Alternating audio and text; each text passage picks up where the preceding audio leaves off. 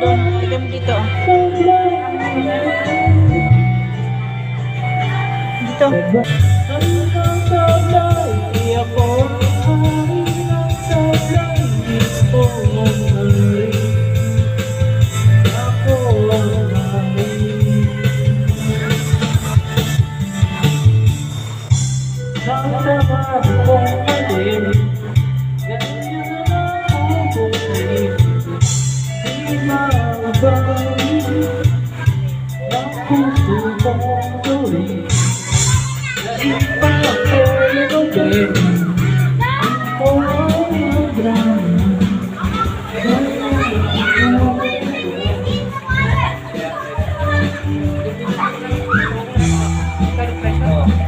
Saan yan?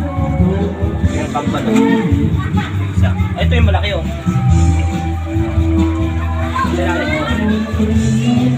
Ang dumi kasi. Ang tabi pala ito. linis ng mga tao dito eh. Nakalitaw lang yung ulo.